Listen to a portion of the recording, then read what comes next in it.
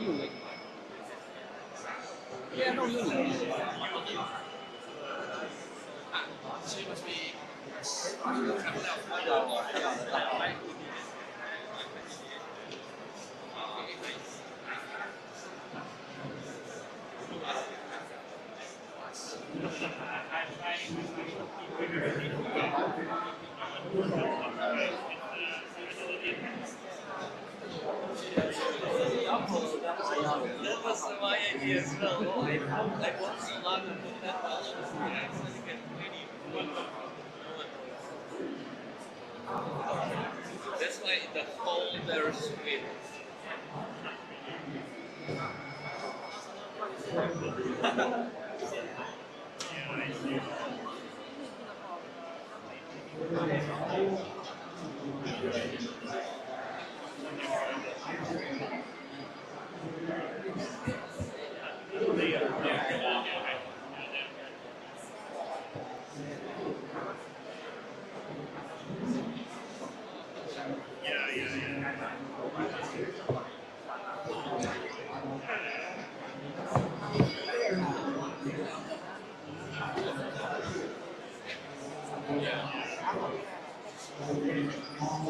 但是这些成绩不让我来。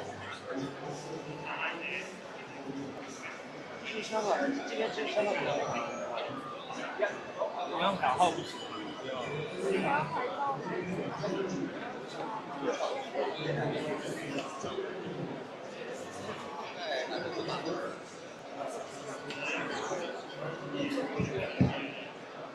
哎。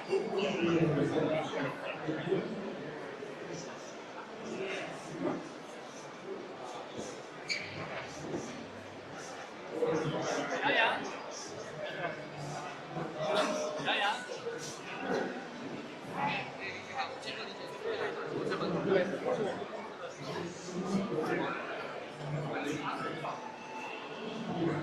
稍等，稍等。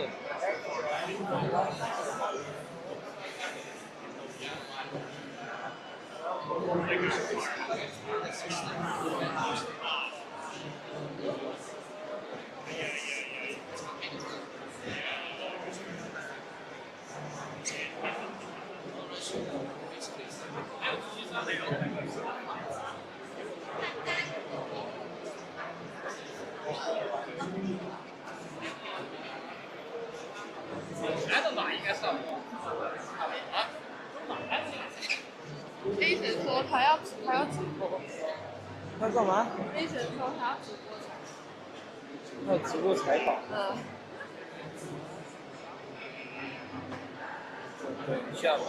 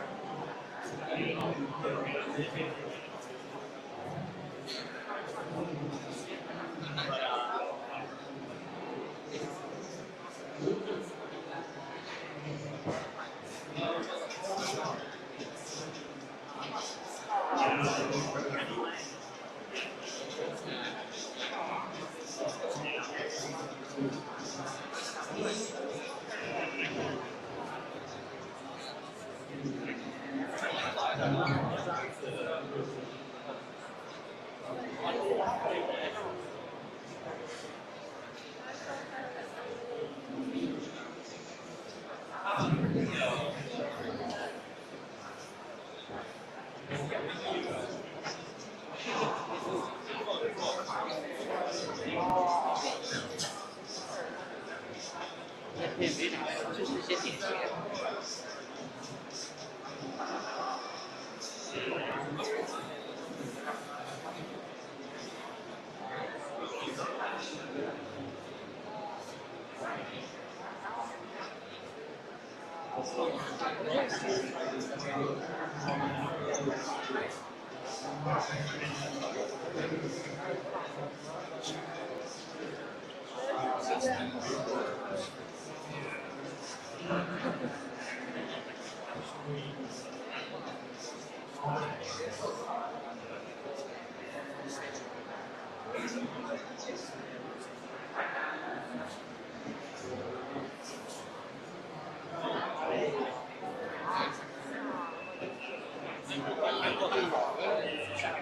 一直是要。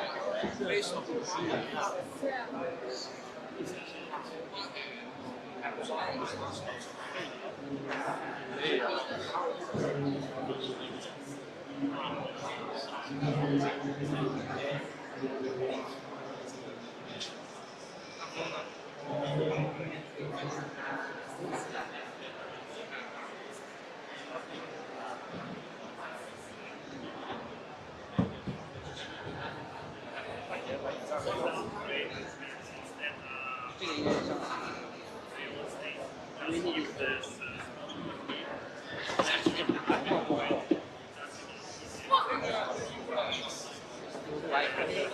你再开一次。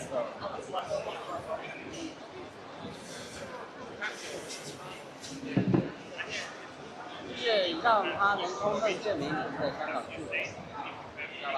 只要有小费单子，比如说你的租房证明、水电单、物业单，或者买房。不要采访啊！哎，不是，我没有填你的那个。有多少流量现在？有多少在线的？在线看不把到。直播发到我们群里面去啊！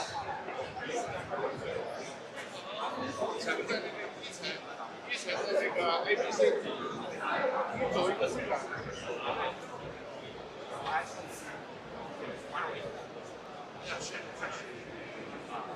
哦，有行。好，这方面。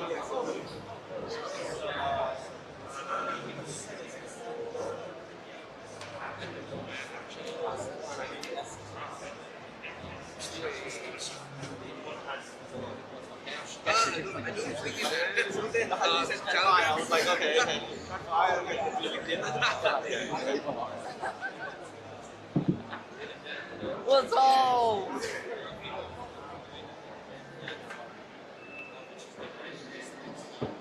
这个200加，一个现金200，一个现金240，加上你给我210，等于600，这210，怎么样达到呢？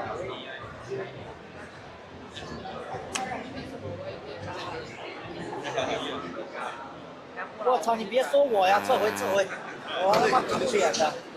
还方便。我知道。多余的手环吗？我们单程看。撤回呀！不要说我带大家攒，用下攒了呀。那我就只发这一个直播。对呀，别说我呀！我操！我长得又不帅，你说我？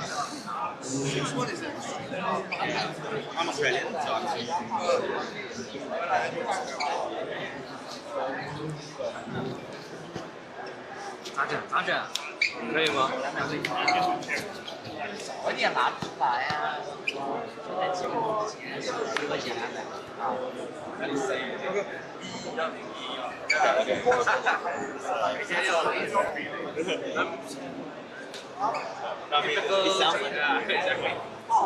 稍等啊，我也去上个厕所。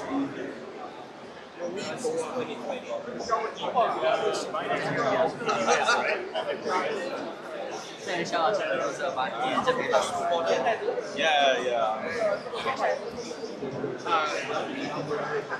瞬间不到的。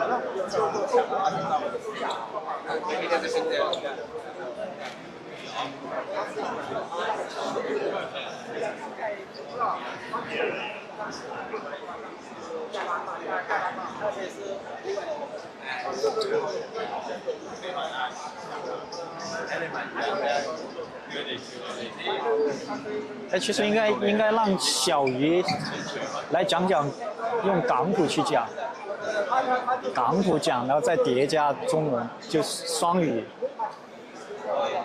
小鱼，小鱼，你来直播，你来直播港普加标普，直播什么？你来镜头直播。哦，港普加港普加华语，双语。哦，那我要问什么？啊？要问什么问题？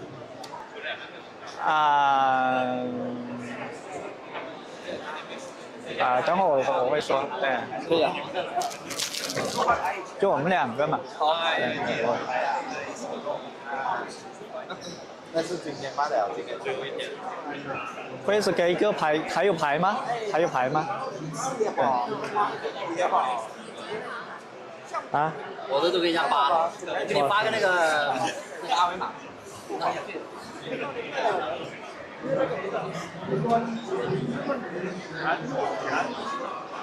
叫佢哋去，叫佢哋呢度合照，呢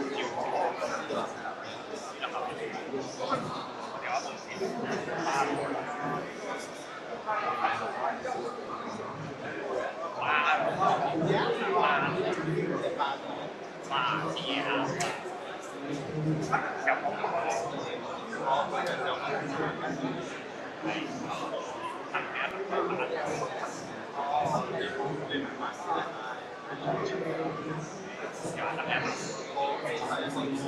一张 Pro 啊。现在我们今天下午看 Eric 都跑过来了。哪里了？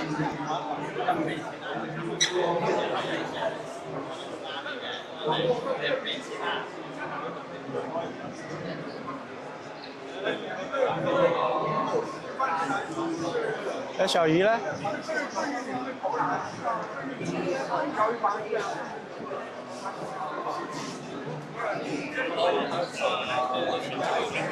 对啊，要不然你就待这里，你没有关注度啊。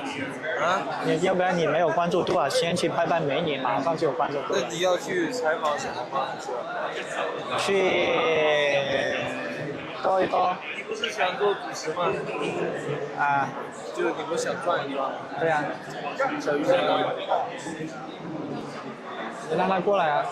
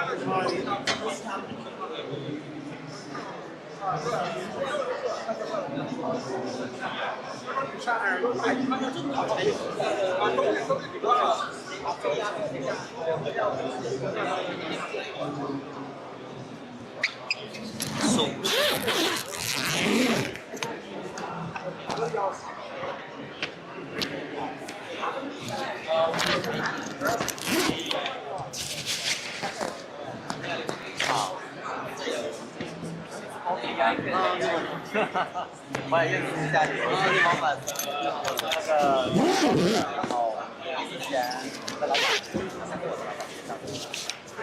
就是 Cora。Bridges 哦，另外一个。对，我是过来认识一下你啊，因为你好，哎，你贝斯在哪个地方？贝斯在这里，在香港。对，就在那个新鸿基中心啊。我们公司的话是在那个中华中心还有青马港两个地方都有办公室啊。对对，你是常驻的哈。可以，你可以多交流。要不你聊一下嘛，就是今天试一下你喜马要吗？来这一块我展会。好呀。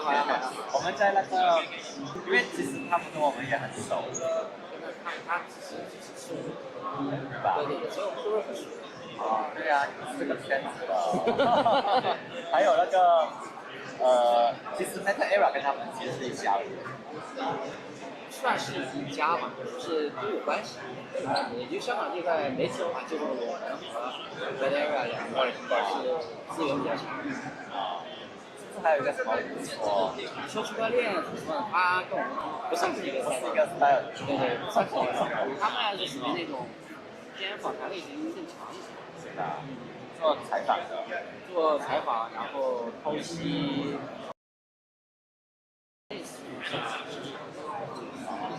那他们其实也是，就很多东西他们说，如果要发一些深度的文章，也不太适合找他们。对，不说你在生潮老师，但是怎么说呢？他们会有点多。我们现在其实有一些内容是，就我是做 branding marketing 这一块的，我现在是过来的服务的这一块，然后我来这里大概3个多月，然后我是传统金融过来的，我以前在，我不是是不是有没有适应过来？就没有特别适应，我跟你说，就是属于那种完全另外一个，因为我以前也做金融，我在 UBS 做的。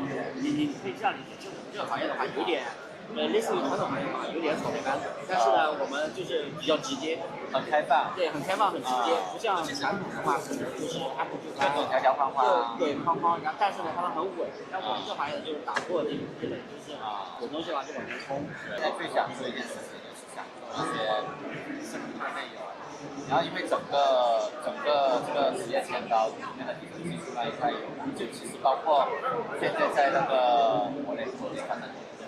然后有一个研究团队，他们现在做了很多不同的新的产品，面向未来的一些产品，然后技术上也做了很多一些，然后想从这个角度去切入做一些深度的了解的。然后那这一种的话，会做吗？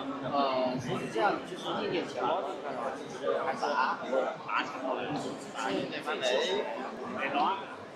所以像是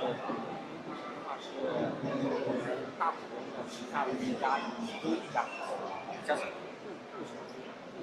布神钱包，布神对吧？对，布神是针对于企业 B 端的大客户。对。现在还在做吗？在。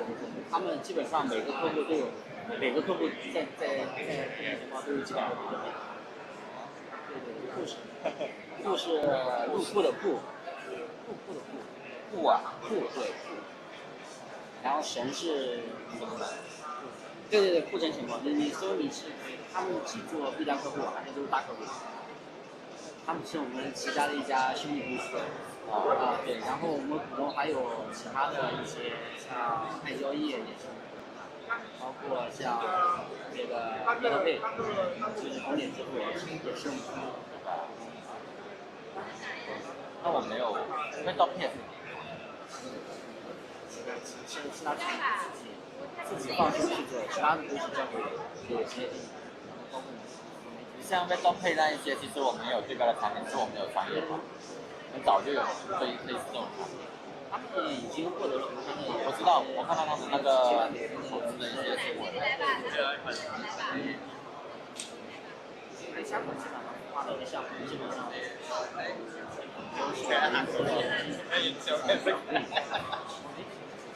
那其实那这样子，其实你从我们榜也不是很简单。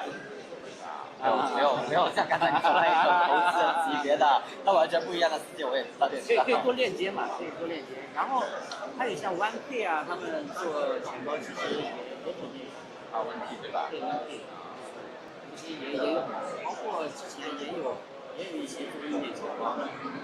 所以我觉得这个赛道呢，其实做钱包我们不叫硬件，一般企业钱包。对，其实跟你一样，所以那个部分也是企业底层的。对，就帮那些交易所、金融机构搭建它底层的钱包的一样的。对，所以这些新闻文章的话，在钱包这个方面啊，还是可以去读的，因为大家更关心安全，基本上都会是一些大佬。你像小白的话，其实或者是刚入圈的，他没有多少数字资产，他不会关心更深层的。因为其实我们现在在做这一块的时候，可能也先看一看媒体它的意向的做这方面的内容，因为有一些，尤其是定向约导的，就是我们可以知道一些媒体的话，他们觉得他自己那个编辑有自己的需求的时候，他就会跟我，因为我以前可能做传统金融的世界里面，我可能也会跟媒体那一边讨论一下他们感兴趣的再来去挖的。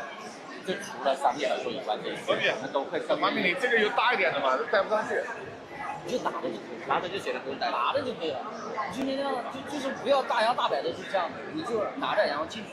最好还是搞一个大一点，拿我手就大点。啊。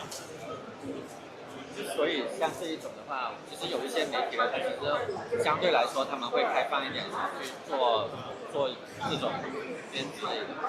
然后因为这种我们其实也不宣传，甚至都不讲公司任何东西，就专门讲某一个他想感兴趣的一个内容，然后我们的采访或者中国语的内容。那我们其实这个东西最后你就说这个东西是来自就这个观点采自哪个机构这样之类的。就其实我们以前偏向于做这一种比较 organic 的一些内容。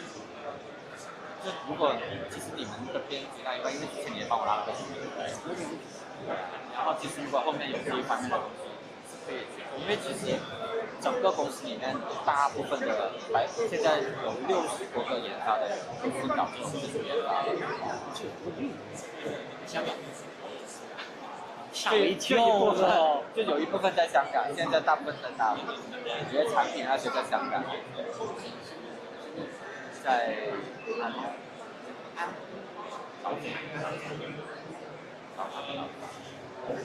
但是他招了那一些，真的吗？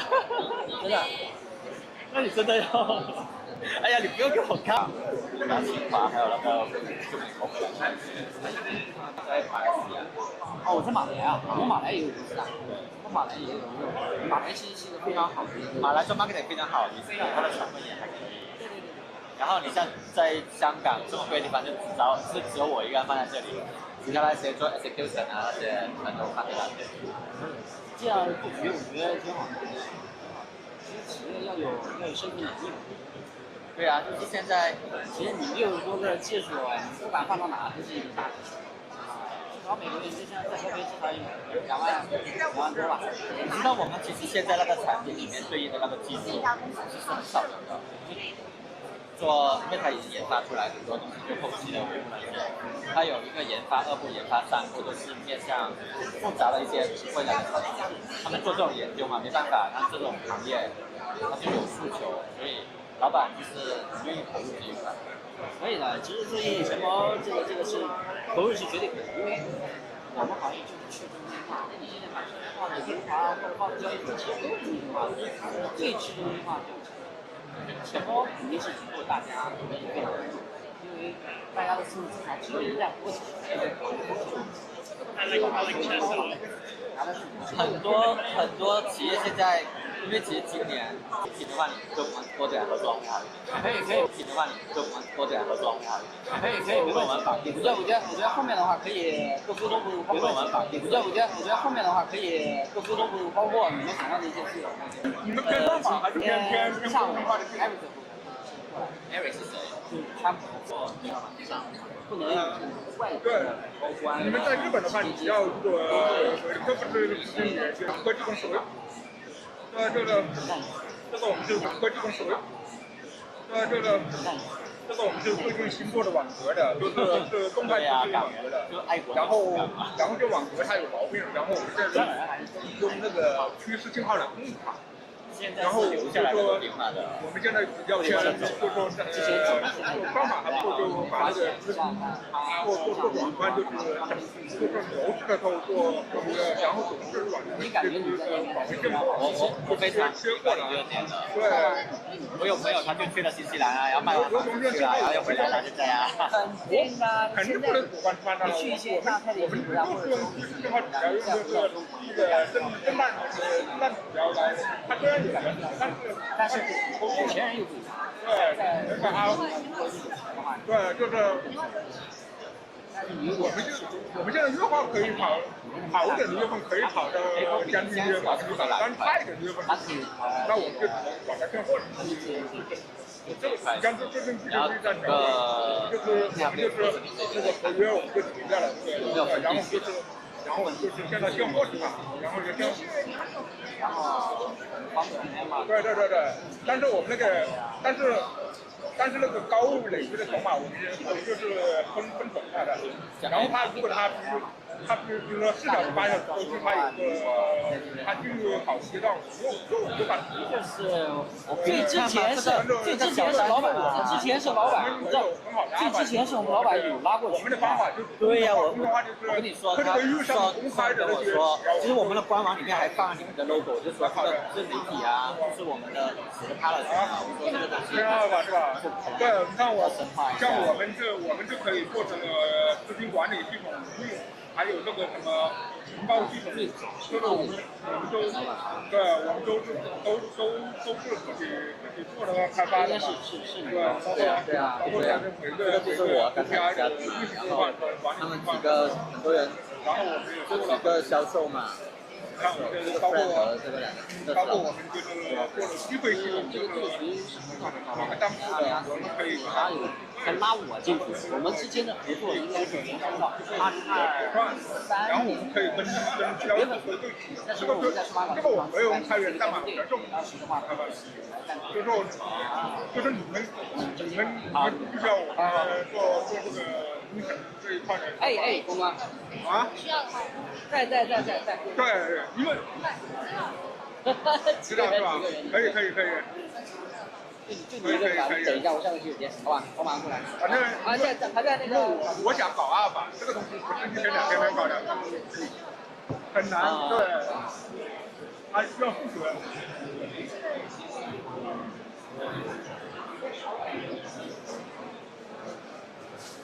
对，好，谢谢啊。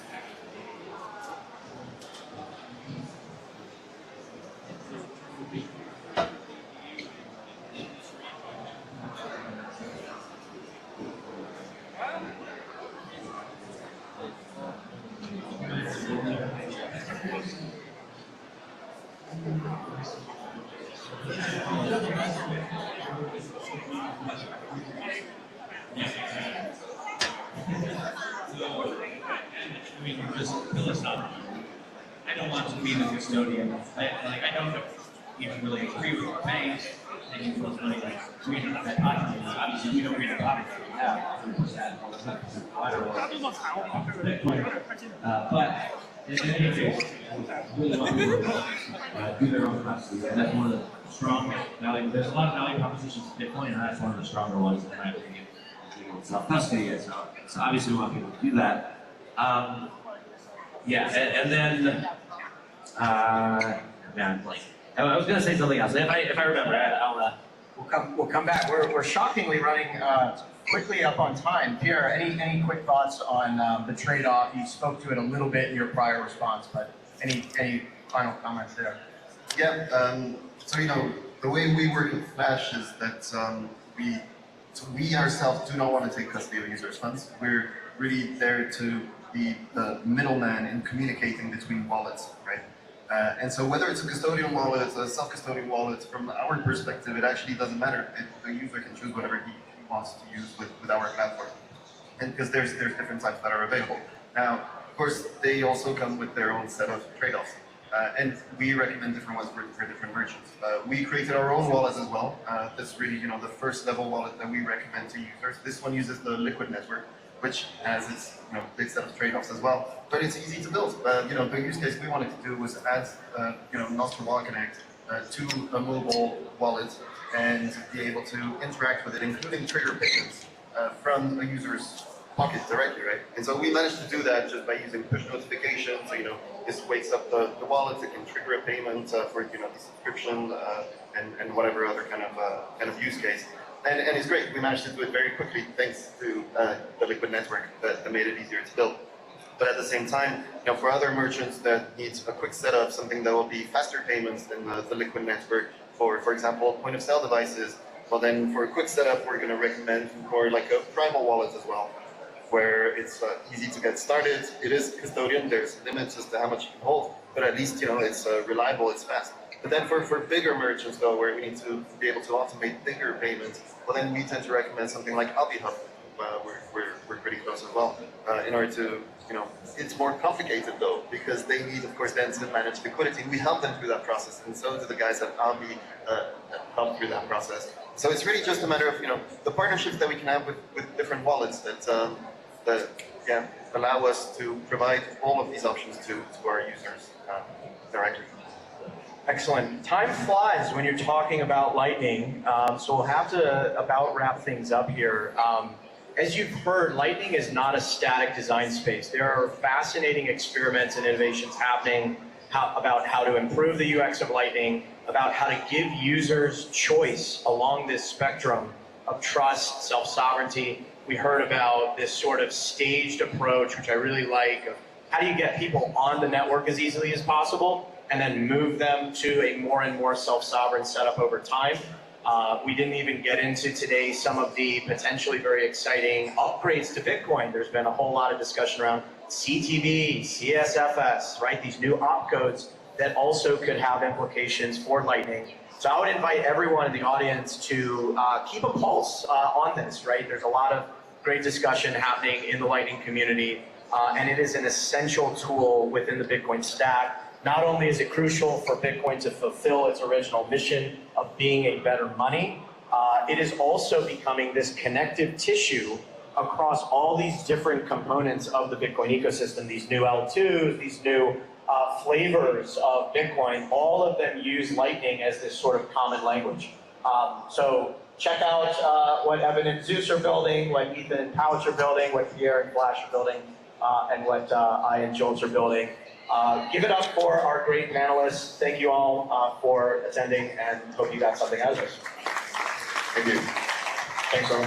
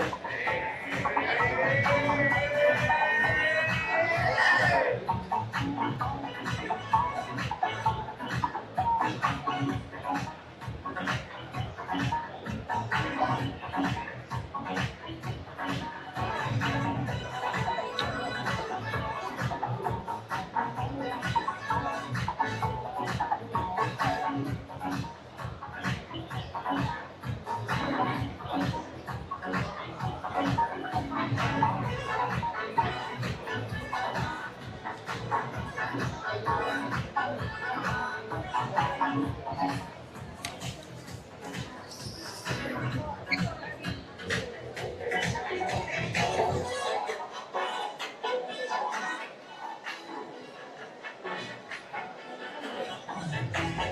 about a Saturday?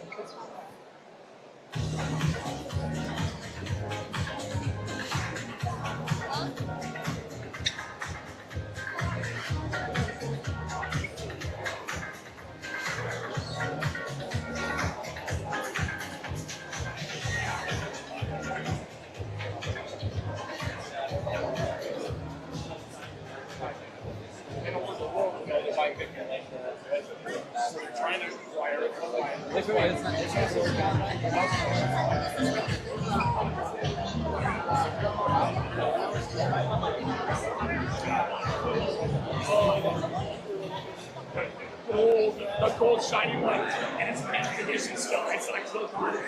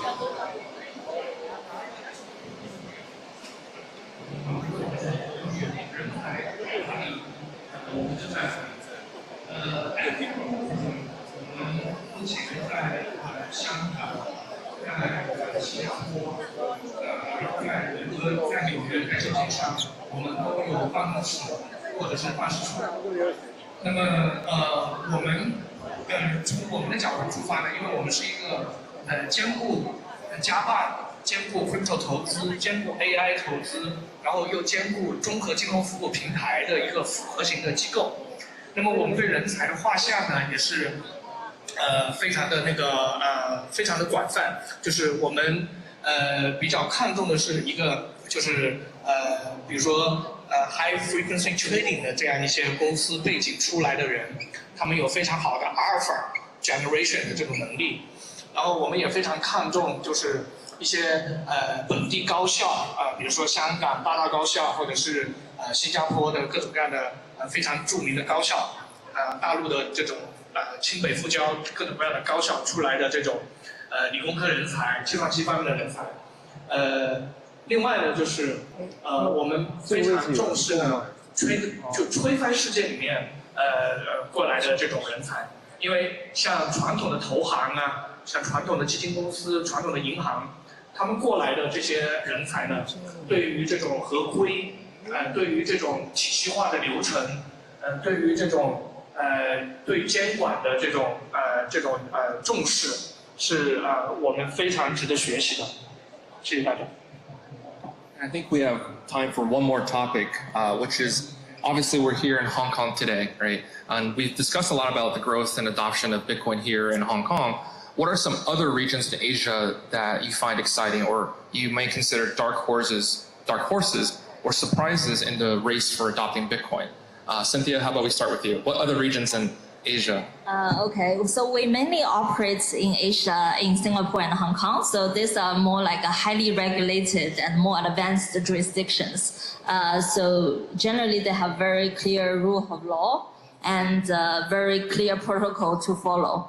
I think other than and these two jurisdiction also has a very deep liquidity, right? Capital market depth. So I think for sure that I think they're still going to lead in the growth curve and adoption in this new era. But other than that, I think previously I always have a lot of I guess uncertainty when it comes to the smaller Southeast Asian countries like Malaysia, Vietnam, and Thailand. I always wonder that how their adoption is going to happen because the country itself might not be able to compete with the first tier jurisdiction in terms of regulation and capital attractiveness. But now I think there seems to be a solution. The DATs that proliferating all of the world in each of the listed capital markets. So I think that really could be an easier way, other than compared to listing their own crypto ETH. Could be a way where a lot of these Southeastern countries or niche markets for their mass public to get access to digital assets. Yeah, I think in general, like the whole Asia is actually catching up quite a lot this couple of months, and because ourselves, we are also looking for Asia expansion these days. So we are actually looking quite a lot on Korea and Vietnam these days because they're just a couple of months ago they actually announced it will have like a regulatory framework for crypto in general in these two states, and I think it's a good time to tap in these two countries because as we are licensed and our whole regulatory regime is quite established in Hong Kong right now, I think it's really a good time to look into this developing country. I mean, on crypto framework. 这个问题问得非常好啊，因为最近呢，我也在看这个亚洲的其他一些国家的一些机会尤其是市场方面的机会。我觉得两个区域我需要重点提一下，一个是韩国，我看过一个那个研究报告。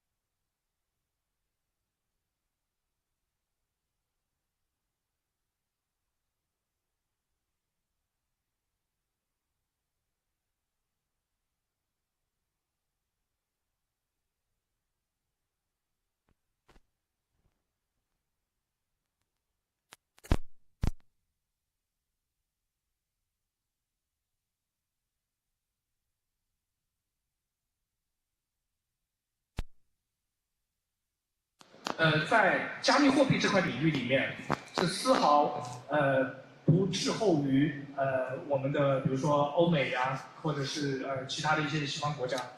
亚洲是在加密货币这个赛道里面最有可能跑到全球前列的这么一个赛道。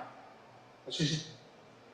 那谢谢大家，我们现在今天就说到这儿Thank you everyone. I think we're out of time. Please give a round of applause for our amazing panelists.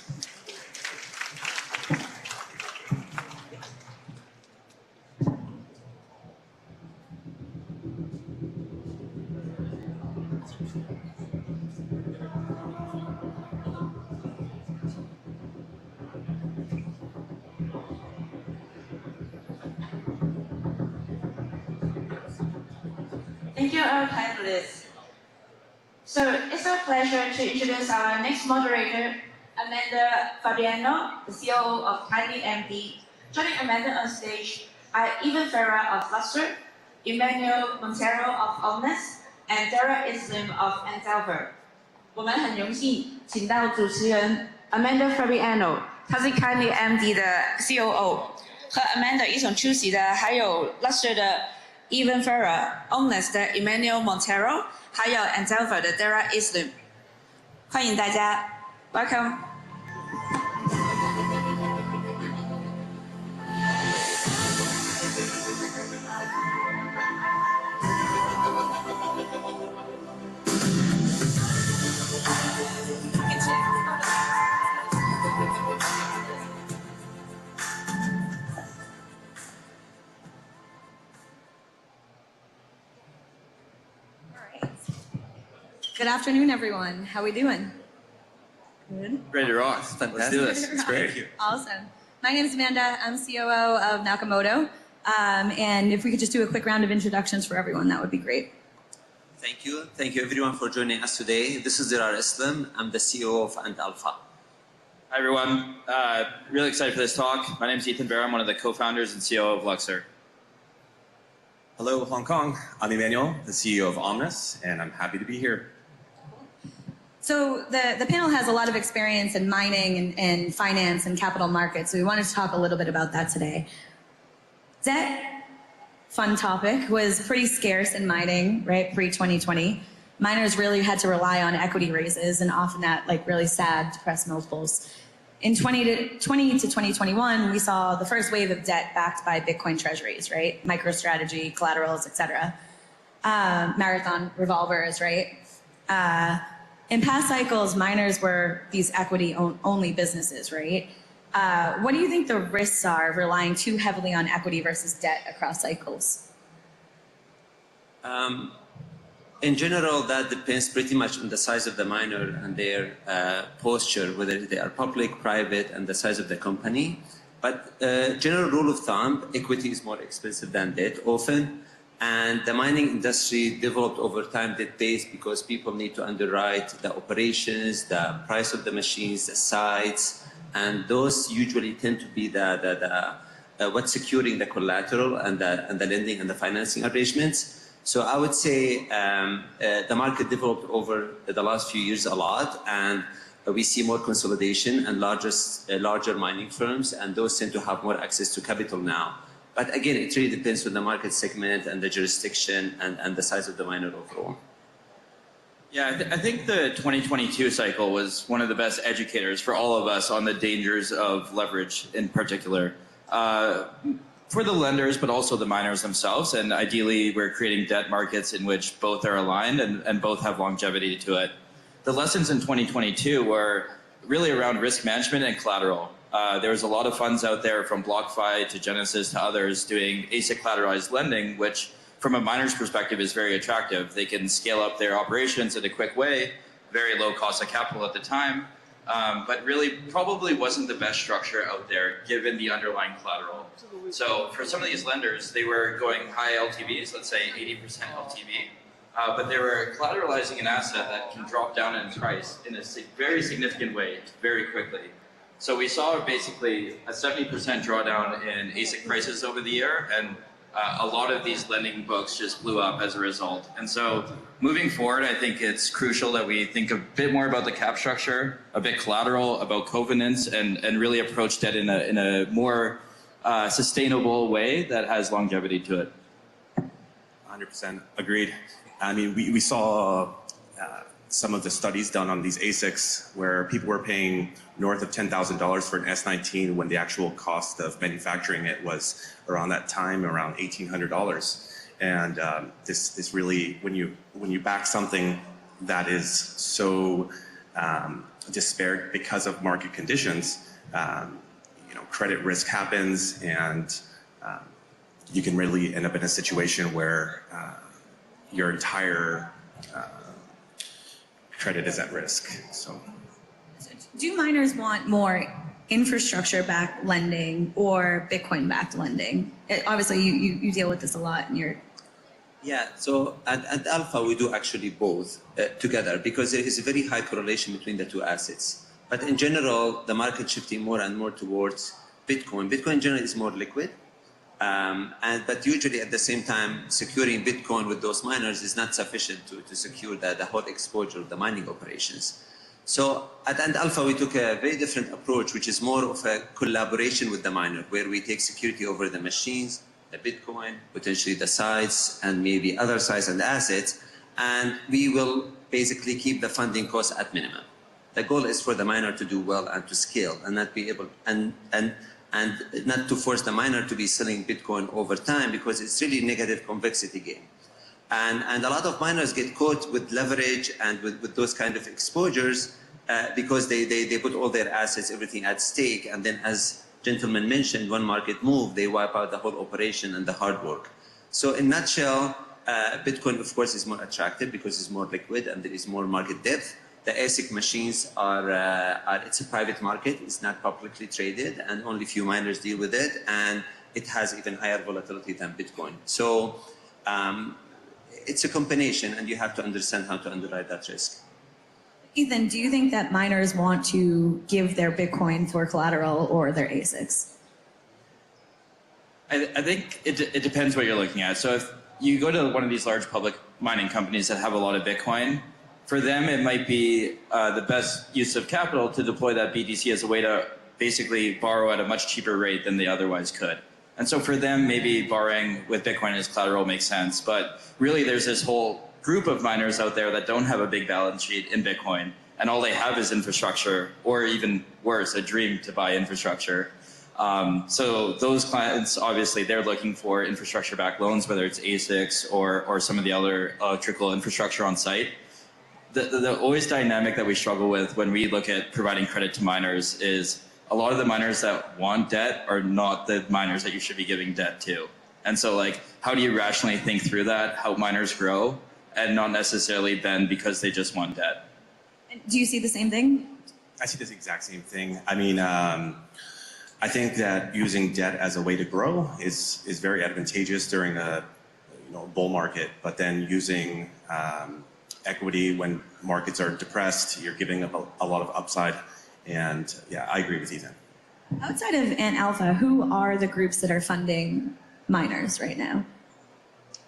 Well, we see a lot more participants now, especially from typical companies where financing more like market makers and funds and higher net worth individuals are getting to the space.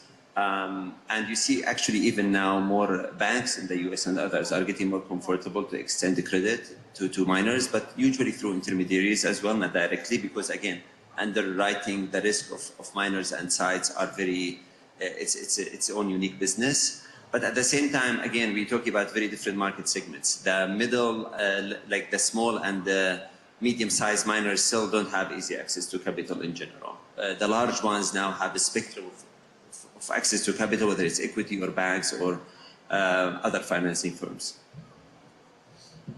Yes, Ethan, when you think about the types of miners that are out there, what do you think are, or the financiers that are out there, what are some of the struggles that financiers have to think about, like that are new to mining, that don't exist in other markets? So for example, like we have this metric of hash price, right? Like, and you have to be like, well, it's not just Bitcoin price. It's also this like weird hash rate thing that adjusts every 2 weeks. Like, why do you think that it's been difficult to get more people to finance miners? Yeah, I think that there's a few components, but they can all be worked through. So we often say, okay, it's hard to forecast Bitcoin price, which is true, but it's also hard to forecast oil price. And yet there's markets there and there's debt providers there. So really these challenges can be solved. It's just a matter of like how long it takes to get there, hand-holding institutions and lenders through the process, educating them, explaining a difficulty adjustment to a lender is obviously a challenging topic, but one that you can eventually get through.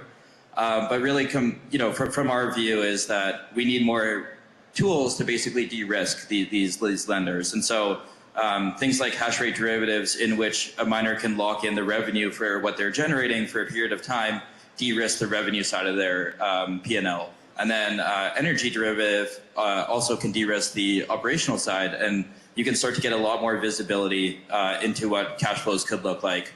Still take on the operational risk. A tornado could hit the facility or a down transformer, but you really kind of strip out the market risk, and that can make lenders like much more comfortable coming in and providing capital at a very attractive cost.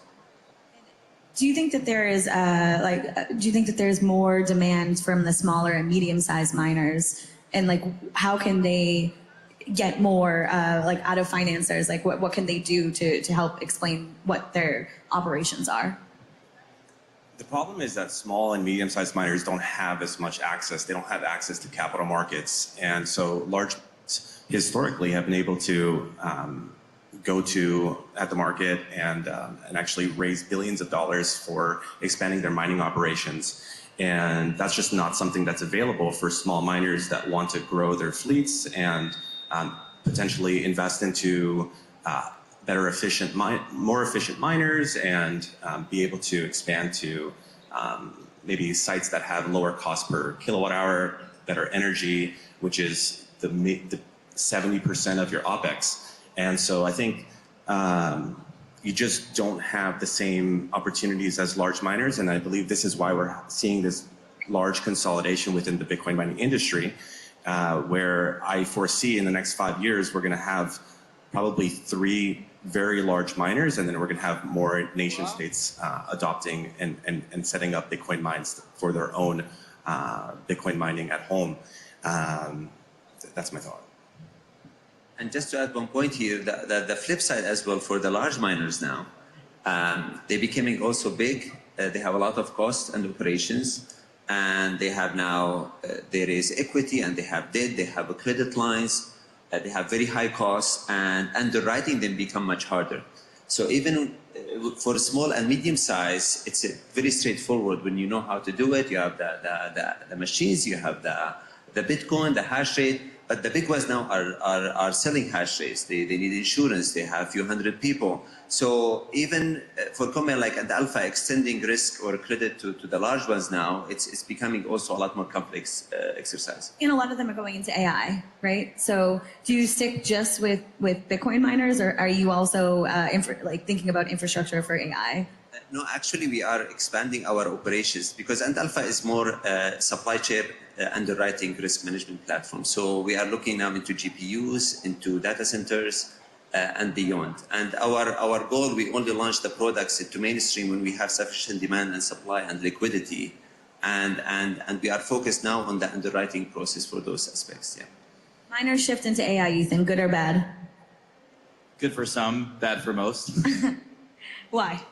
Well, you got to chase the market. So if the market's giving you high multiples on AI, like what we're seeing happen in the stock price of companies like TeraWulf and Core Scientific, like it's your responsibility to go chase those opportunities. And they naturally have expertise in building out power, which is the crucial component of building, large scale and dealing with hyperscalers or neoclouds. But the tail end is going to basically chase that without the expertise, because they're incentivized to go chase these multiples, but they don't have the expertise to really add value. I think they're going to get caught in kind of the no man's land area, end up maybe spending foolish money and then really not making an impact in the sector. So I think miners should be thinking about it, but really only entering when they feel like they actually have value to add into the space. On the backside of that, though, you do have a lot of large miners pivoting out of Bitcoin mining into HPC AI, and that's actually good for the remaining miners because we're going to see difficulty grow at a much slower pace, And a lot of the biggest push for actually getting more hash rate online is power. That's the main barrier. And you're seeing power becoming more and more difficult to acquire, at least in large sums in one specific location.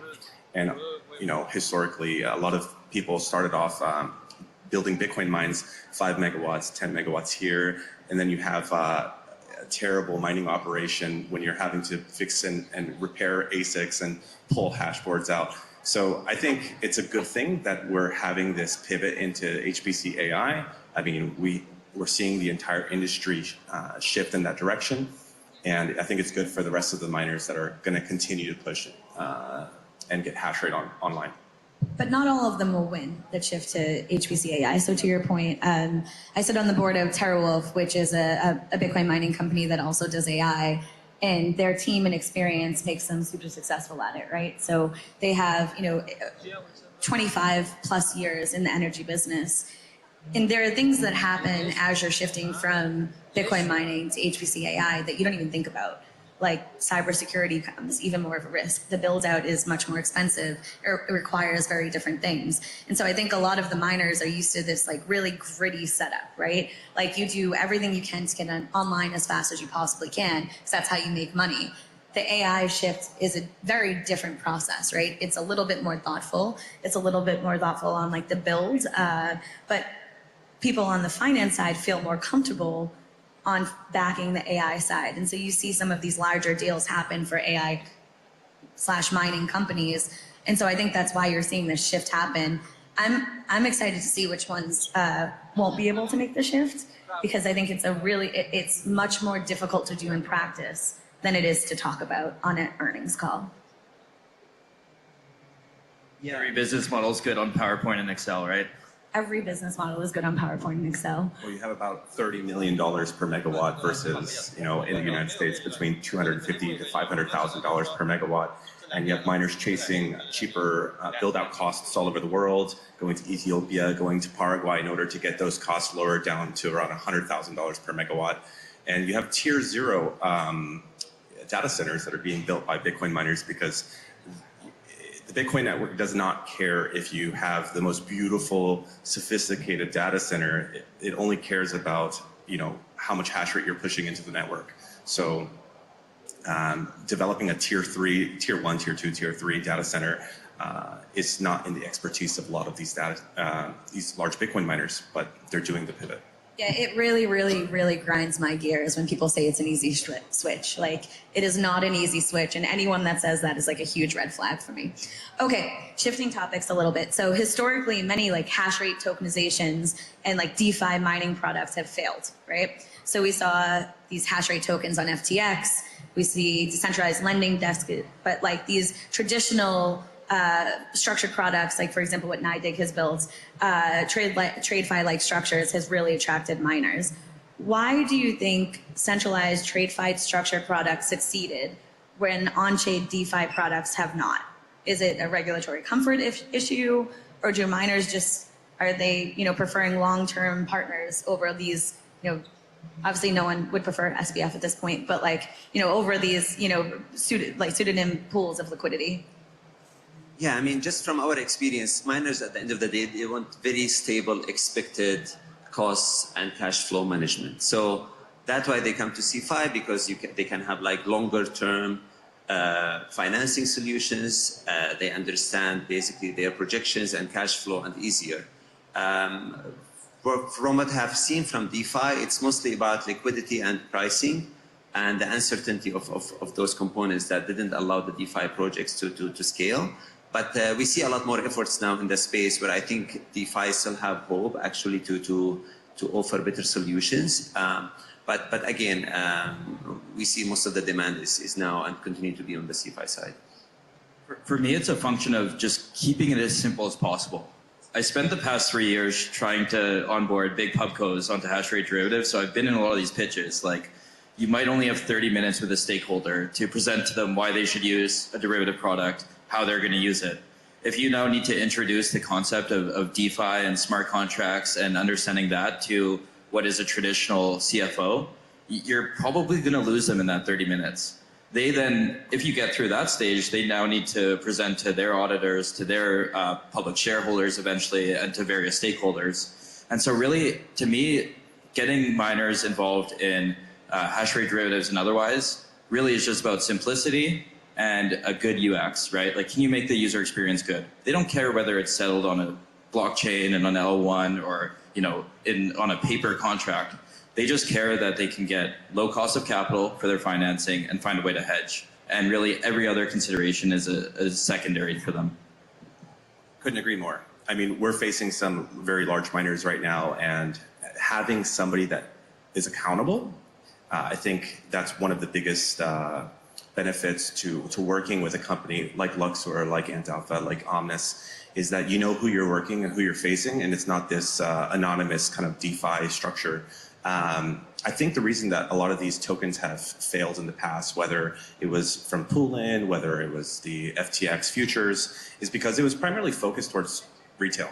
And retail had, they weren't as sophisticated, and they didn't have the ability to actually verify the hash rate that was pegged to these tokens. And so what we're doing is we're actually creating these tokens for accredited investors and sophisticated investors that want exposure to Bitcoin mining, but don't want the headache of purchasing ASICs and having repairs, sending your miners from Finland to Dubai for repair because they shut down a repair site, and all of these other, whether it's infrastructure or PPAs, they just want the exposure to Bitcoin mining, and they want somebody that they can face, proper custody, you know, whether it's Anchorage or Fidelity, proper tax structuring, you know, working with Deloitte, proper lawyers, delivering a proper PPM, and creating a bank-grade product.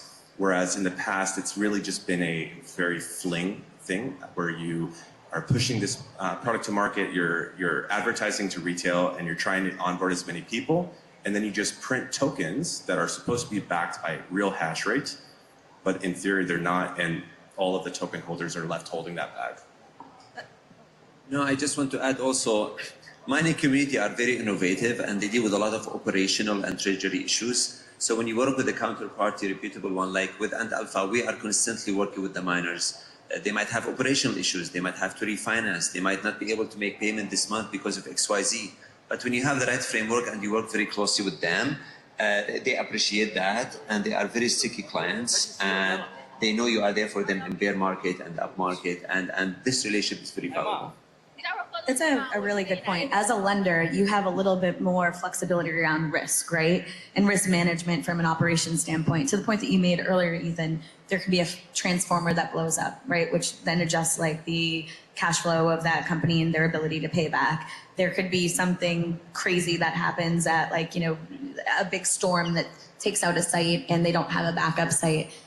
When you're lending, you have a little bit more ownership around flexibility, right? But when you're building products on top of operations, things become a bit more difficult to manage risk. So Ethan, you've been doing this for a long time and you work with a bunch of different miners. How do you manage the risk on building something on top of operations across multiple counterparties? Yeah, I think it is one of the hardest questions, which you have also been part of for the past few years. So it's a fun problem to solve. The secret sauce, don't tell her that. So I guess maybe just rewinding a bit, like I've been trying to build hash rate derivatives since 2018. It took a long time to get there and still a long ways to go. But in kind of 2020, we started conceptualizing this idea of hash price. How do we think about the revenue that a Bitcoin miner generates? And we ultimately listed an index on hash rate index. And really that formed the basis of these derivative contracts where we could think about providing these solutions that maybe are not even physically delivered, right? We could cash settle the value of the compute. So when you look at traditional industries like oil, most of the oil futures and derivatives do not physically trade, right? Like nobody wants to take a barrel of oil into their garage or into their trading desk in Chicago. They want to just basically bet on the price of oil. And so a lot of when we think about these operational risks is really just kind of abstracting it to really what matters, which is the revenue that you're generating. And so from our product's perspective, if a miner is using our hash rate derivatives hedging their revenue, if their operations are down, but the instrument's cash settled, they can continue to sell that in a cash way. If it's our physically delivered product, they can always top up based on the cash settlement. So I think that was a big unlock for us on how we get comfortable with the operational side. And then how do you manage risk for your clients? So Ethan, Luxor works with lots of different types of miners of all sizes. Pretty much anybody that is able to log in, create an account, and go through your KYB and create, I believe, what's the ID called? So for our forward contracts, it's like qualified market participants. But yeah, for our pool, KYB, AML. So we do the exact same thing. However, we're actually working with the largest miners in order to actually reduce our risk. Large miners have north of 50 exahash, 40 exahash, 30 exahash, which is very different from when you're creating a financial product backed by Bitcoin hash rate.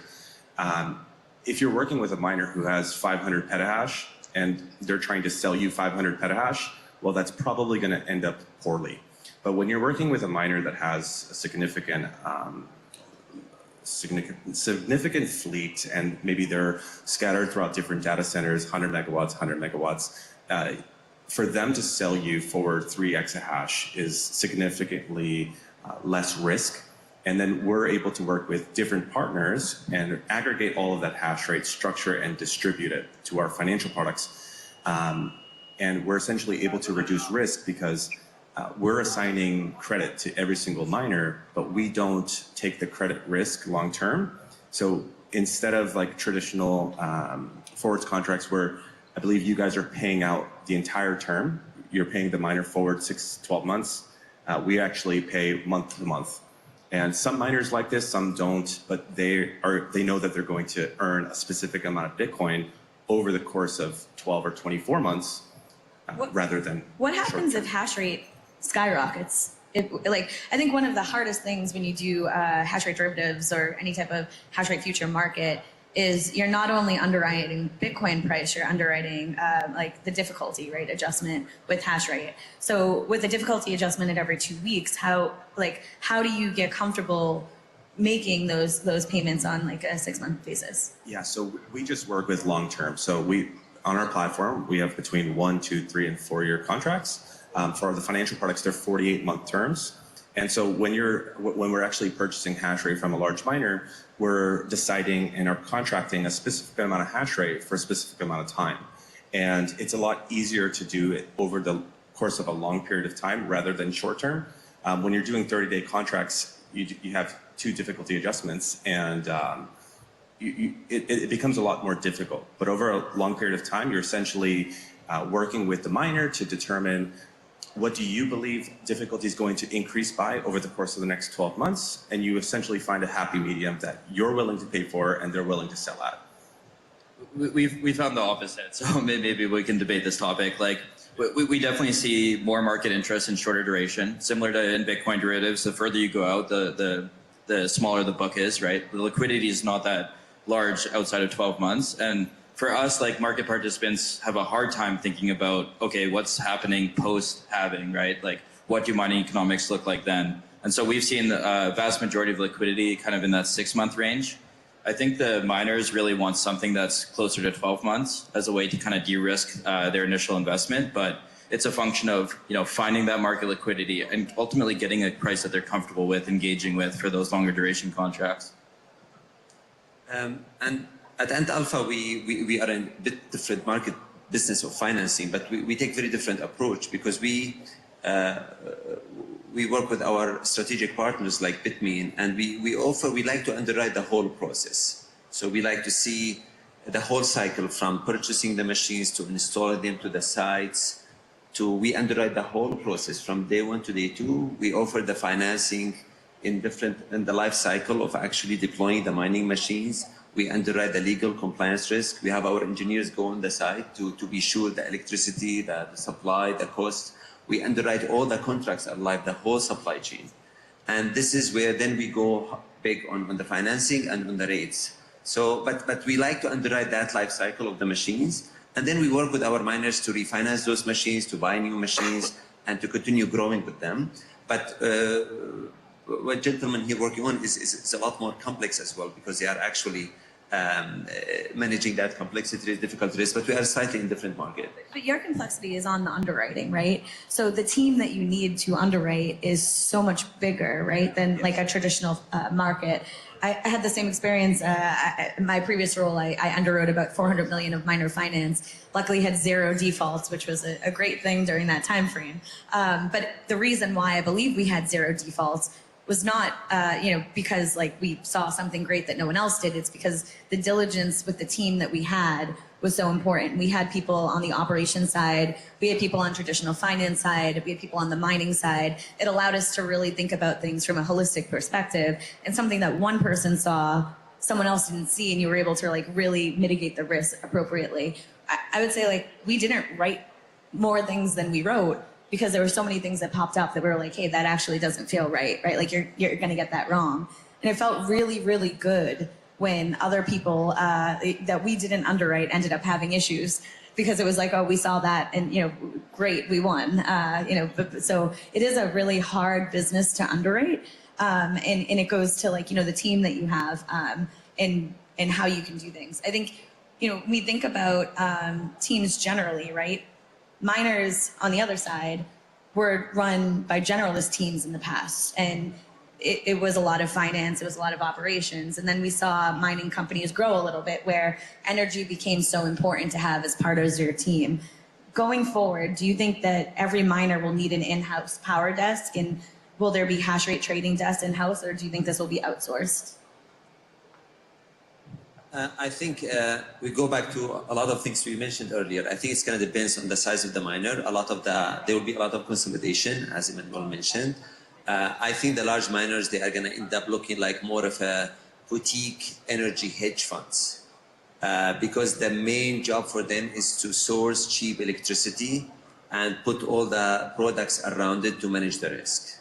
And this is the future of the mining firms. And whether you call it AI or mining or pivoting, it's going to be literally hedge fund energy companies. And the smaller ones, they're going to be even consolidated, or they manage to be operating in their current capacity, but very hard for the small ones to expand the teams and be more complex. I like that theme. Energy and hash price hedge funds. I'll add in. Yeah. I think it's the 2 most critical aspects to the mining operation from a P&L perspective. So yeah, absolutely. I think the large mining companies, they have the balance sheet to go and have that in-house, and they should, right? You should have that technicalities and those people with that expertise on your team. For the small teams that are, smaller scale mining, let's say something, south of 50 megawatts, justifying like a few $100,000 salary for this might not make sense at that scale. And so that might be where they work with like a trading desk that has a few specialized people on hash price and energy trading that can service dozens of companies at once, rather than necessarily like wearing that cost in your P&L. Just taking a look back in history at where mining actually started and now where we're at, we had the industrialization of Bitcoin mining. We went from CPUs to GPUs to ASICs, and people had to get more sophisticated. You didn't need a finance background to mine Bitcoin in 2012. You just needed should have had it. You might have made some better decisions, but yes. Yeah. So I think as Bitcoin mining has evolved, these entities that are growing substantially into these large Bitcoin mining companies have become a lot more sophisticated. They've added people from finance and trading desks, commodities to their teams to actually be able to grow and manage risk as well. And I think we're going to continue to see that with the large miners, and then with the small miners to be able to use tools like Luxor offers. I think that's a great opportunity. So the royalty and streaming model, right, is common around gold, silver, energy, but it really hasn't taken root in Bitcoin mining yet. All the attempts that have happened have never really scaled. Why hasn't hash rate streaming or royalty models caught on in Bitcoin mining? Very similar, actually, just talking earlier, but quickly, we have here more experts, but gold is more 10, 20, 50-year kind of investment, and it comes with the mining operations of gold is a lot more quantifiable and tested, and basically it's easier to model it in general, considering especially the gold and the volatility of gold. But when it comes to crypto, you build your operations, your machines will be absolute in 2 years. The electricity costs and the electricity volatility and Bitcoin volatility make it extremely difficult to underwrite it and to to basically expand the gold loyalty approach to Bitcoin. So they are very different products in duration and risk and volatility. That's why I think. You have a lot of hot takes today. I agree with most of them. So yeah, I think it's a function of like, yeah, market maturity. Like it's probably going to come. Maybe somebody in this room is going to build a royalty company after this talk. So hopefully we can inspire somebody. Yeah, the basic concept is like you're buying hash rate at a discount. You're basically asset light business, right? Like what Franco-Nevada is, and you're helping miners finance their operations. And yeah, as a result, you're getting hash rate hash price at a discount. So I think it's a function of time. Like as these markets mature and develop, we'll start to see some unique business models come out. And really, I think it's important to differentiate yourself in a crowded market. If you come at the mining market with the same story that a dozen other mining farms are already doing, then it's going to be hard to raise capital and stand out. If you come through with like a royalties type streaming, you could fundraise off that and build it into a good business. So I'm looking forward to seeing if that happens. I think it's going to be a challenge and definitely something that's possible. But like you said, a gold mine versus an ASIC farm is a completely different type of business model. We had the S21 come out with 200 terahash, which was a huge thing beginning of last year. And now we have ASICs that are 1.16 petahash. That's very, very difficult to actually create a business when you know that royalties are going to just go downwards. And what that looks like as a fair kind of distribution model to the investor is hard to model. So it's a challenge, but if somebody's up for it, I think it could be a good endeavor. And quick last point about that, it really goes back to demand and supply. If with all those risks you have to discount the price too much, miners will not be interested. And if you are too close to the actual Bitcoin price, people don't want to do it. It's not incentive. So it's really demand and supply at the end as well. Nobody wants to mine Bitcoin to end up mining less Bitcoin than just buying spots. Great. Well, that is it for us. We are out of time. Thank you guys so much for all of your insights. It was a fun panel. Thanks for hosting. Thanks everyone for coming out. Thank you, everyone.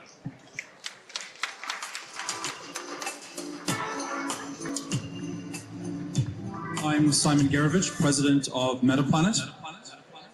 The global financial system is broken. Where can you build long-term value when every system is stacked against you? A year ago, we were running a struggling hotel company in Japan. So we flipped the model. We made Bitcoin our core reserve asset. Everything we do flows into a single goal, increasing Bitcoin per share. Today, we've become Asia's leading Bitcoin treasury company and the top performing listed equity in the world. Now, most companies fear volatility, but we harness it.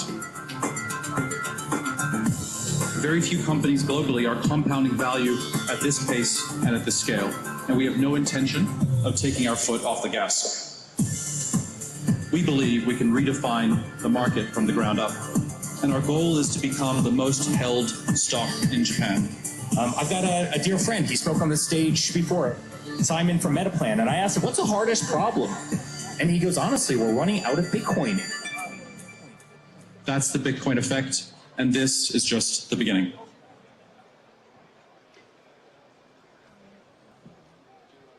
I'm Simon Garovich, president of Metaplanet. The global financial system is broken. Where can you build long-term value when every system is stacked against you? A year ago, we were running a struggling hotel company in Japan. So we flipped the model. We made Bitcoin our core reserve asset. Everything we do flows into a single goal, increasing Bitcoin per share. Today, we've become Asia's leading Bitcoin treasury company and the top performing listed equity in the world. Now, most companies fear volatility, but we harness it. Very few companies globally are compounding value at this pace and at this scale, and we have no intention of taking our foot off the gas. We believe we can redefine the market from the ground up, and our goal is to become the most held stock in Japan. I've got a dear friend. He spoke on the stage before, Simon from Metaplan, and I asked him, what's the hardest problem? And he goes, honestly, we're running out of Bitcoin. That's the Bitcoin effect, and this is just the beginning.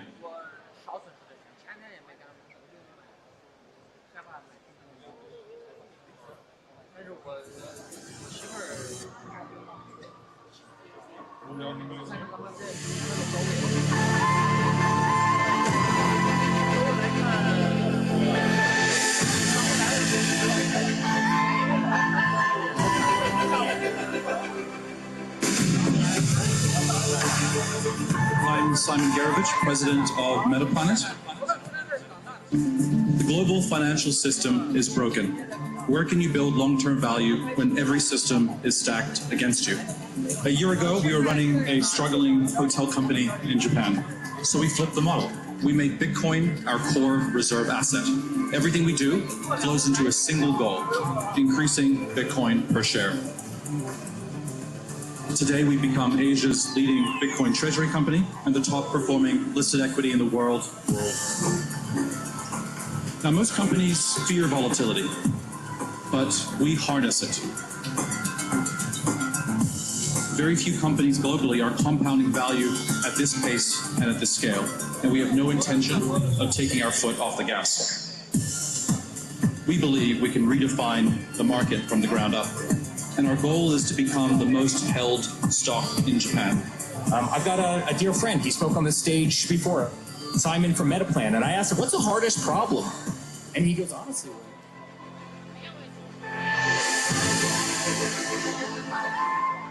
all right. I think I don't need an introduction for the upcoming session, do I? Well, so it's our honor to welcome a true pioneer in the digital asset industry. So please welcome CC, the founder of Binance. So 我相信接下来我应该不需要多做这个介绍了吧？所以我们可以欢迎我们的加密货币的大咖 CC， 他上阵了全球最大的、最具影响力的交易所币安。Joining him on stage, it is Tyler Evans from Cardin MD。凯特一起主持的还有 Cardin MD 的CIO Tyler Evans。So please welcome our guest speakers, CC and Tyler。欢迎我们的嘉宾 CC 和 Tyler。Good afternoon, everyone. Thank you for being here, and thank you, CZ. Hey guys, hello. I think CZ has some fans out here. How's everyone feeling? Good to see you guys. Good to see you guys. Yeah. Hello. Well, my name is Tyler Evans. I'm the CIO of Kindly MD and Nakamoto. And CZ, I don't know if you you probably don't remember this at all, but you were actually one of the very first people in Bitcoin I ever met. And this was back in your blockchain.com days. I was just a college kid trying to build a Bitcoin wallet app right when Apple had banned Bitcoin wallets from the App Store. You were one of the first people I ever met online talking about Bitcoin. So we're very glad to be back on stage with you. And I wanted to start just by hearing kind of your perspective. You've been in the industry for so long and seeing all these evolutions in Bitcoin and the growth of the ecosystem. So how do you see the, what's your kind of current perspective on the state of the industry and really the adoption path that Bitcoin has taken over the last decade you've been working on it? Sure. Thanks for the introduction. I remember that was in early 2014. Apple App Store delisted the last Bitcoin wallet, blockchain.com's wallet. Back then it was called blockchain.info. And people were taking their iPhones and to the shooting ranges and shooting guns at it, right? So and there were viral videos on YouTube. So I think we've come a long way since 2014, 2013. That's kind of the time when I started getting involved in the industry. So I think between 2013 to before 2017, the industry is more of what we call the Bitcoin industry. We don't really call it a blockchain or Web3. We don't use those words back then. I think in 2017, Ethereum kind of became popular, became the ERC20 tokens ICO industry. And 2021 kind of was the DeFi summer now. And then now we're seeing like traditional finance, institutional adoption, Bitcoin ETFs, etc. And Bitcoin is becoming really the global reserve cryptocurrency. But in the future, I do believe that Bitcoin will become the global reserve currency. So Yeah, so I think we've seen this evolution, and it's great to see that now both traditional financial industries and nations and countries adopting Bitcoin, plus other cryptocurrencies. So I think we've come really a long way. Yeah. Really a long way over the past decade. I guess how has your view for the opportunity for Bitcoin evolved as you've had a front row seat to this evolution? Sure. So I think Bitcoin has some limitations as well. So it's grown a lot, but because of the block size and the decentralization aspect of it, so Ethereum became the compute blockchain. Other blockchains have become the meme blockchain. Other blockchains are the liquidity providing blockchain, etc. So there are different blockchains for different purposes right now, and there's a lot of other innovations that are happening. We've tried to bring a lot of the innovations back onto Bitcoin. Some were successful, some were not. But Bitcoin still is by far the largest capital market cap coin, and is the standard sort of the gold kind of in this industry. So yeah, so I think right now we're kind of in a stage where there's a lot of innovation, and I personally hope to see many of those innovations being brought back to Bitcoin. Yeah. Yeah, in terms of those innovations, kind of coming back to Bitcoin, what are the biggest limitations you see today in terms of scaling Bitcoin as a technology for billions of people, or what's missing really from the infrastructure? I think it's capacity. Well, mainly it's capacity, right? So right now Bitcoin is still 7 transactions per second. There are different solutions to get around that, layer 2s, etc. But layer 2s itself, you have to rely on you have to trust a third party. So which kind of increases centralization. If we're going to do that, we might as well have a bit more centralized, a bit more infrastructure on Bitcoin network itself. So, but I think really the capacity is the limit. So we need to find ways to continue to increase capacity. This is one of the limitations for decentralization. Upgrade is very slow. And upgrade is also very painful. In 2017, there was a block size war leading to many different Bitcoin forks. I hate Bitcoin forks, just simply because operationally for industry service providers to be able to provide that service, you have to deal with so many different forks, so many different wallets. It's just a lot of work. So at the same time, while I want to see Bitcoin continue to evolve really quickly, I'm hoping to evolve to avoid too many forks. Very, very much, and I think the industry still has some of that scar tissue from those block size wars, the scaling days. Yeah. I guess one of the biggest changes we've seen, particularly in the last 12, 18 months, is really the institutionalization of Bitcoin. How do you think this, new adoption by institutional investors and allocators, even nation states, how do you think that will change Bitcoin? I think it's great for Bitcoin. I think so there are a small portion of crypto diehards that says, well, okay, we don't want nation states and all the centralized players coming to crypto. But we got to understand that in a decentralized world, anyone can participate. It can be a single person, a group, a nation, a company. Anybody should be able to participate. And the more they participate, the better. So why wouldn't we want them to be in this industry? They bring more capital, more money, more validation, more credibility, more use cases. And so in my view, the more the merrier. And they also, once countries start to think about national crypto reserves, they will also have to think about regulations. So they will make the rules more clear. Even though in the decentralized world, you can say, look, everything's software, you don't need a lot of extra rules. But having some guardrails will make industry players' job a lot easier on what they can and cannot do. So I think all of this is extremely good. And we've seen the price action reflect that. Bitcoin is near all-time high. So Bitcoin, 9 months ago, was what, 50, 60,000. Now even though it's dropped a little bit today, or in the last week or so, but it's still within 5-10% of the all-time high. We've seen other cryptocurrencies like Ethereum, BNB near all-time highs as well. So this clearly the price action also shows that this institutional adoption is good. Yeah. So I think it's great. Yeah. Yeah, and we've really seen the U.S. be a leader in that institutional adoption with the spot ETFs and now a very friendly regulatory administration and clear guidance about the legalization of Bitcoin. How do you see other countries, regions, particularly the Middle East and Asia following suit? Yeah, absolutely. So I think it was actually quite surprising to me that US was able to adopt so many things so quickly. So I think kudos to the Trump administration. They moved really, really quickly. And I think they also, yeah. So I think the industry, they also have good support from the industry. So I think Bitcoin Magazine, you guys have been helping a lot there. And then many other crypto players in the also help. So I think before, like say even 9 months ago, many other countries were leading, including like UAE, especially. Like they're very forward thinking. But now I think US is really setting the pace for like openness, forward leaning regulations.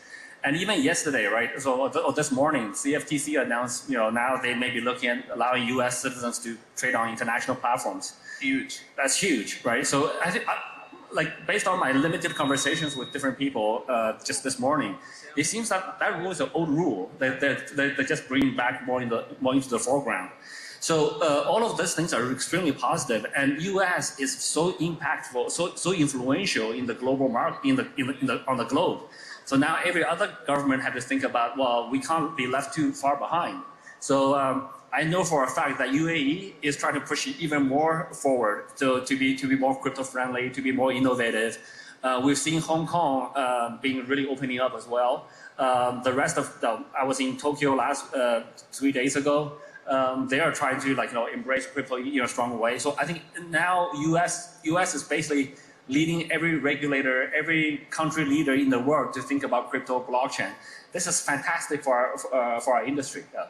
Fantastic. And yeah, I don't think this regulatory news that broke this morning, I don't think it can really be understated in terms of a framework for international exchanges, crypto companies to be able to onboard US users and register as foreign trade organizations. So what do you think the opportunity set that creates now?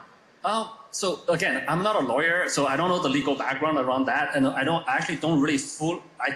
this moment, I don't believe I fully understand the implications of what's allowed or what's not. But just based on the limited conversations I had this morning and reading about it, this is great. I mean, historically, it's very tricky. Well, I got into a lot of trouble with the U.S. government by having U.S. users on our platform in the early days and not having a proper registration, etc. So that was the issue that I went through.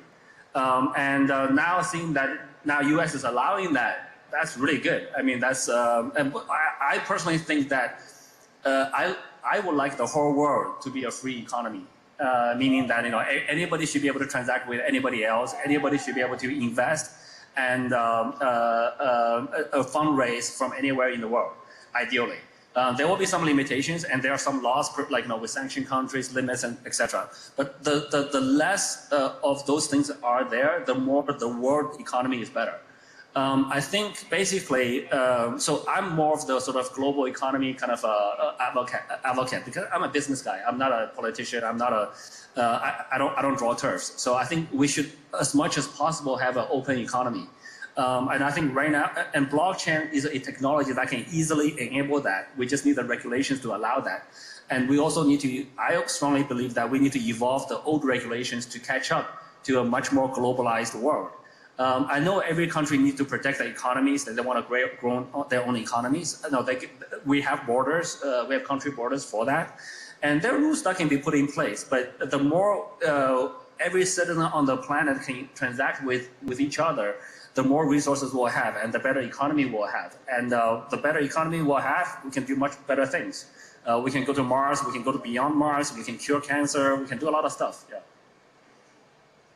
Well, yeah, give it up for a connected global economy.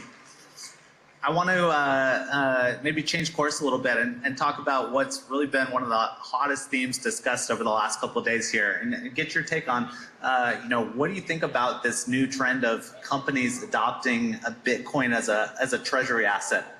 Sure, the DATs, right? Yeah. So digital asset treasury companies. I think it's great. Again, I think it's number one, fantastic for crypto, or it's fantastic for Bitcoin. And what's good for Bitcoin is good for crypto. And in addition to Bitcoin, we're seeing many other cryptocurrencies doing the same thing, copying like the MicroStrategy, right? So DAT companies for BNB, for Ethereum, for other cryptocurrencies, etc. So the traditional equity markets are so much bigger than crypto, right? So, and also, especially in the US, I believe 95% of the money is in institution money. They're all managed by institutions. In other countries, the percentage is less.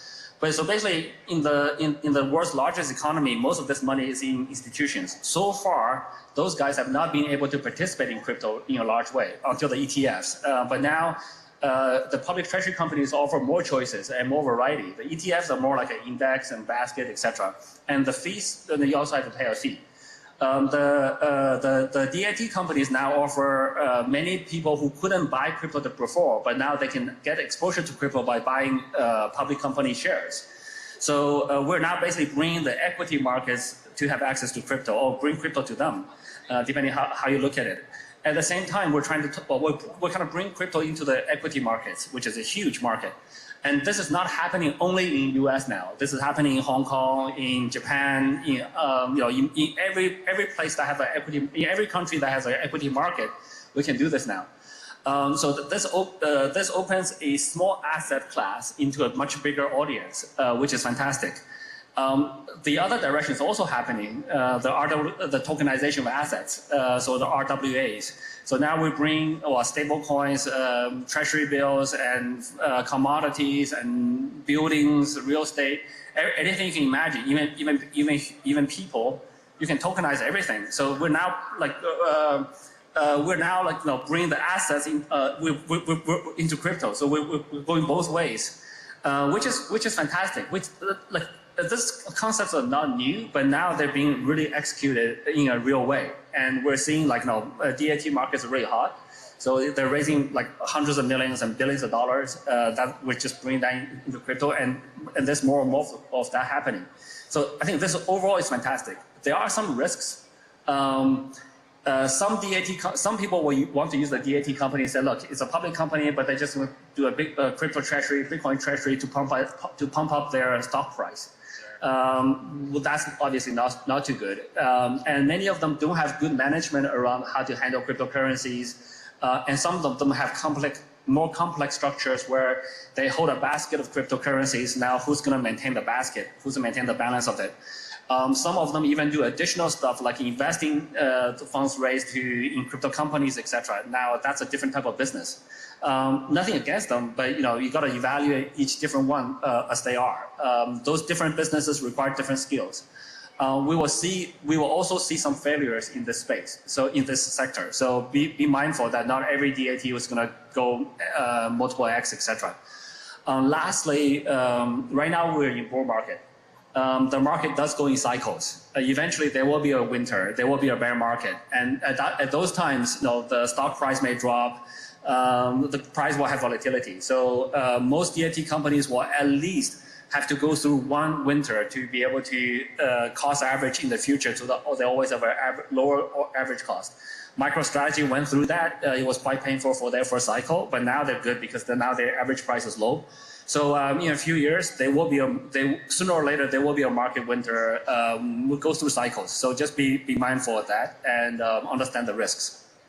I think that's a good overview of some of the risks. What do you think about the risk in terms of, will these Bitcoin DATs, these other DATs, you think they'll bring stability to the asset class over time, or is it going to swing too far and will we see over financialization and kind of lose the grassroots ethos of blockchains?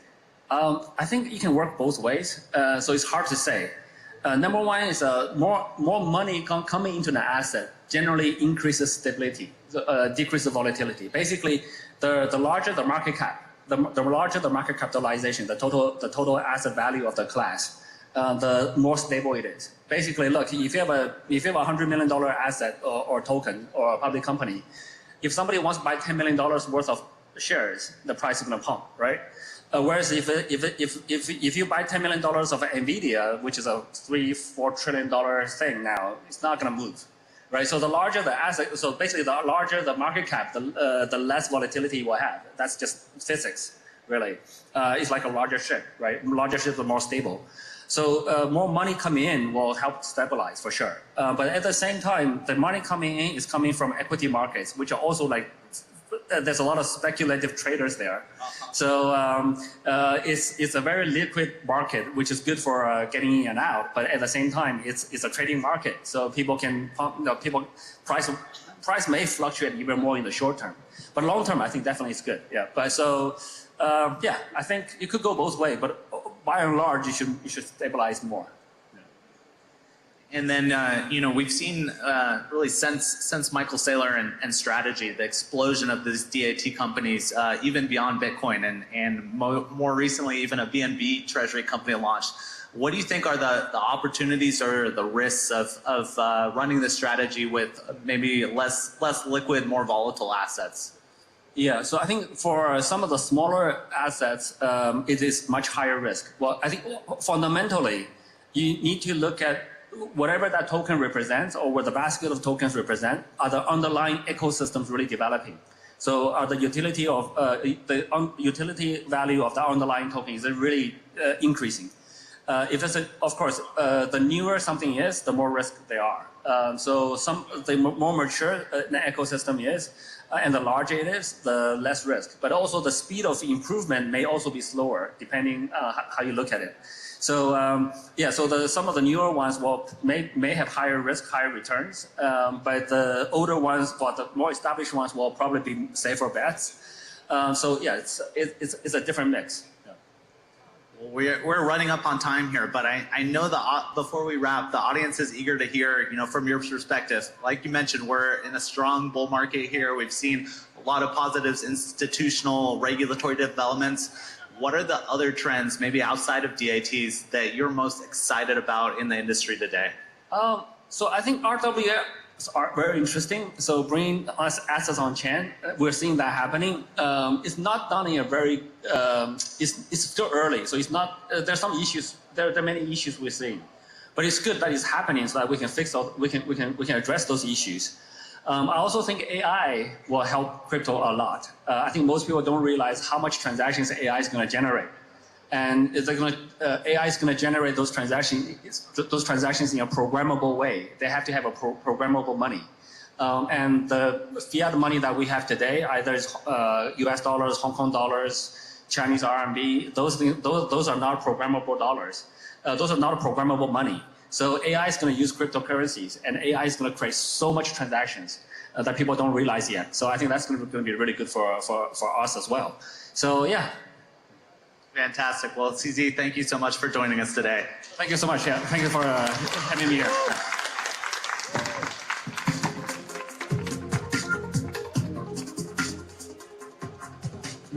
The global financial system is broken. Where can you build long-term value when every system is stacked against you? A year ago, we were running a struggling hotel company in Japan. So we flipped the model. We made Bitcoin our core reserve asset. Everything we do flows into a single goal, increasing Bitcoin per share. Today, we've become Asia's leading Bitcoin treasury company and the top performing listed equity in the world. Now, most companies fear volatility, but we harness it. Very few companies globally are compounding value at this pace and at this scale, and we have no intention of taking our foot off the gas. We believe we can redefine the market from the ground up, and our goal is to become the most held stock in Japan. I've got a dear friend, he spoke on the stage before, Simon from Meta Plan, and I asked him, what's the hardest problem? And he was honestly running out of Bitcoin. That's the Bitcoin effect, and this is just the beginning.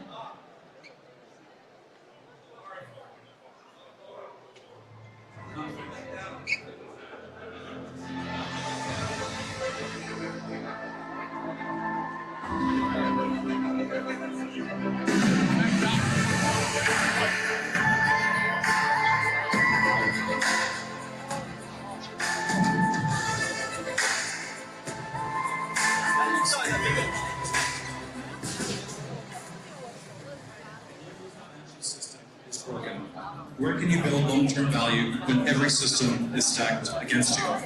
A year ago, we were running a struggling hotel company in Japan. So we flipped them on. We made Bitcoin our core reserve asset. Everything we do flows into a single wallet, increasing Bitcoin per share. Today, we become Asia's leading Bitcoin treasury company and the top performing listed equity in the world. Now, most companies fear volatility, but we harness it.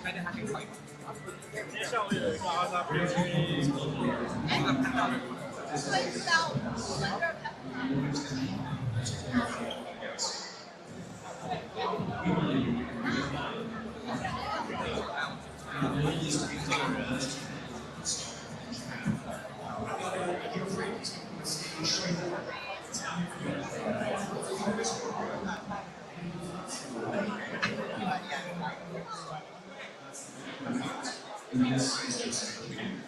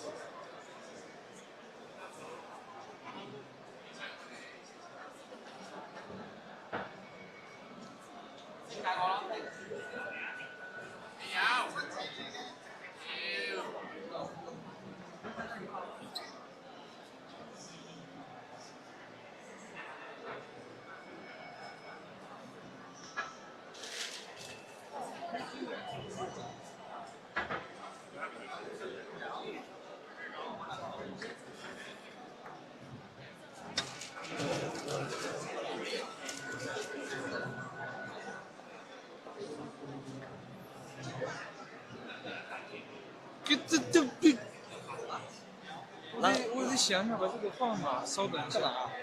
现在还在播吗？我想跟他说关了。现在还在播吗？还在播吗？还在播。那么就摆在哪？看一下。摆在这就好了。就是我们自己。对啊。远一点，远一点，给我放开，你放。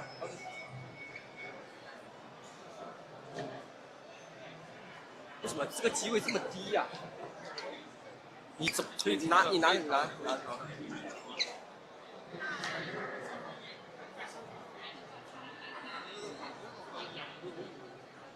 这个再往下走。然后没电了，其实。为什么不关掉呢？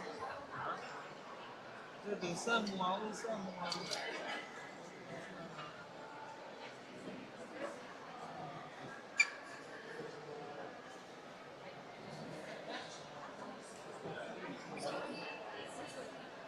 在这。